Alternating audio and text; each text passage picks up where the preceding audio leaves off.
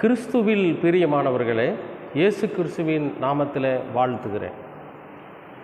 இன்றைய அனுதின உணவில் கர்த்தர் நமக்கு கொடுக்கிற வார்த்தை சங்கீதம் 130:7. கர்த்தரிடத்தில் கிருபையும் அவரிடத்தில் திரளான மீட்பும் உண்டு. அன்பானவர்களே, கர்த்தரிடத்தில் கிருபை, திரளான மீட்பு.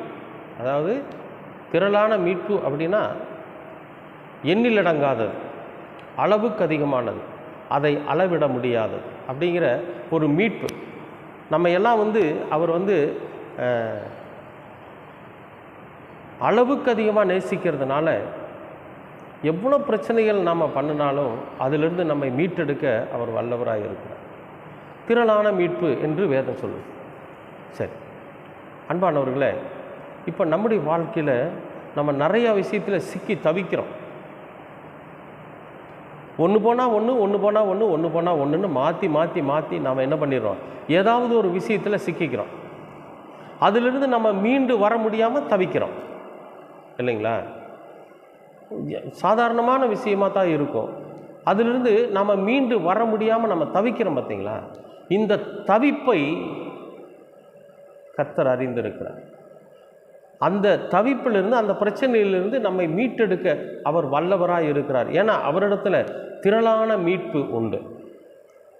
அன்பானவர்களே, அவரிடத்துல திரளான மீட்பு உள்ளபடியினால நாம் எந்த பிரச்சனையில் சிக்கினாலும் சரி, எந்த தொல்லைகளிலே நம்ம சிக்கியிருந்தாலும் சரி, நம்மை மீட்டெடுக்க வல்லவராக இருக்கிறார். அதற்கு காரணம் என்னன்னு கேட்டிங்கன்னா அவருடைய கிருபை.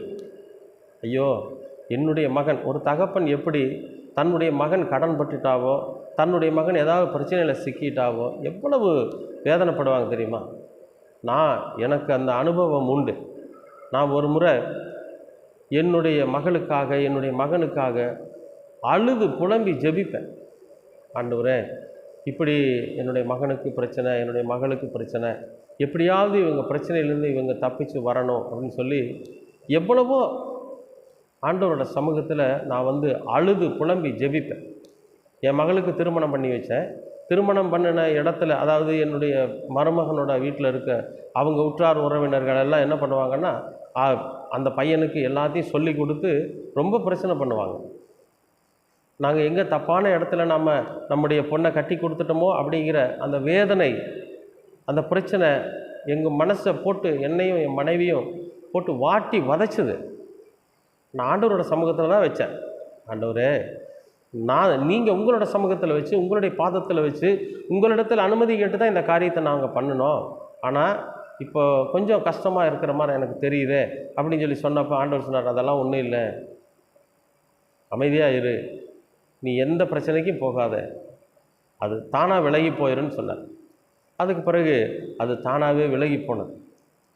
ஏன்னா எவ்வளோ பிரச்சனைகள் வந்தாலும் சரி, நம்முடைய பிள்ளைகளுக்காக, நம்முடைய குழந்தைகளுக்காக நம்ம எவ்வளோ வேதனைப்படுறோம், வருத்தப்படுறோம். பார்த்தீங்களா? அதே போல் நம்முடைய தேவன் நம் ஒவ்வொருவருக்காகவும் அழுது புலம்புகிறவராக இருக்கிறார், அழுது ஜெபிக்கிறவராக இருக்கிறார். நம்முடைய பிதாவினிடத்தில் அழுது நமக்காக வேண்டுதல் செய்கிறவராக இருக்கிறார். ஏன்னா அவர் நம்மேல் வைத்திருக்கிற அன்பு, நம்மேல் வைத்திருக்கிற கிருபை. அதனால தான் எப்பேற்பட்ட பிரச்சனைகளை இருந்தாலும் நம்மை மீட்டெடுத்துருவாங்க. ஒவ்வொரு நாளும் ஒரு பிரச்சனை வந்துக்கிட்டு தான் இருக்குது.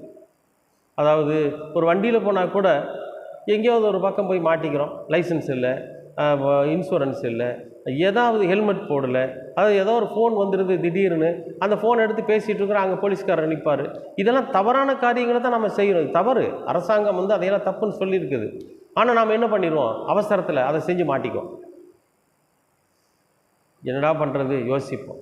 அப்போ அந்த பிரச்சனையிலிருந்து நம்ம மீண்டெடுத்து வரணும், அவர்களுடைய கண்களிலே தயவு கிடைக்கணும். அதுக்கெல்லாம் நம்ம ஆண்டவரோட சமூகத்தில், ஆண்டவரே நான் எப்படியாவது இதிலேருந்து மீண்டு வரணும் சொன்னால் நிச்சயமாகவே அதற்கு ஒரு விடை கிடைக்கும். அதே போல் மிகப்பெரிய சாதாரண பிரச்சனையை நான் சொன்னேன், மிகப்பெரிய பிரச்சனையெல்லாம் இருக்குது.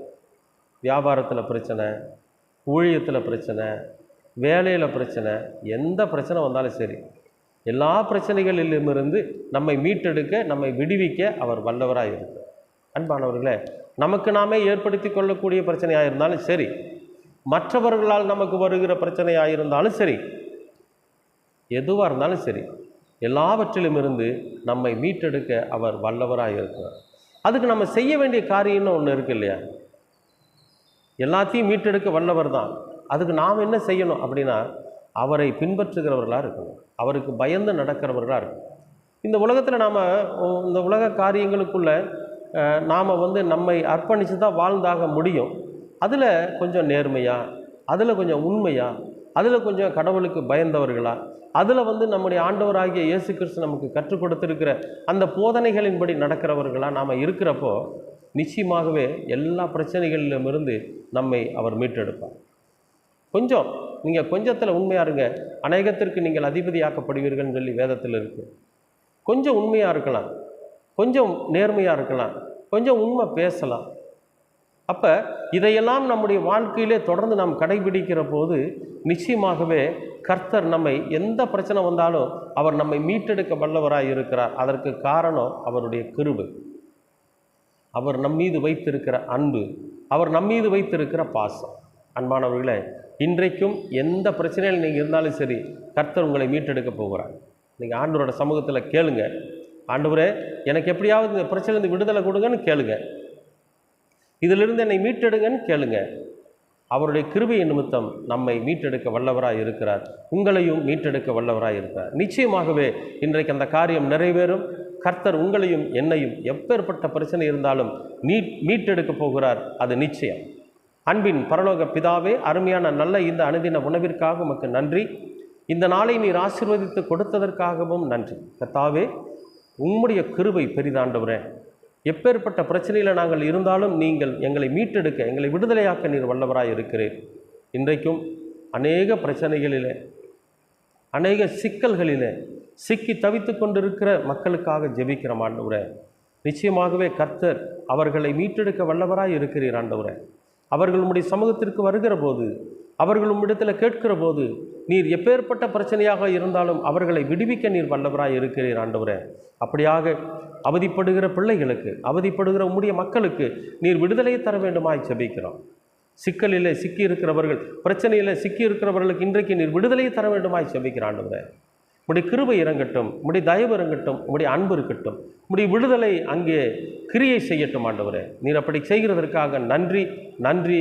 தொடர்ந்து உமது கிருபை இருக்கட்டும். இயேசு கிறிஸ்துவின் வழியாய் கேட்கிறோம் நல்ல பிதாவே. ஆமேன், ஆமேன், ஆமேன்.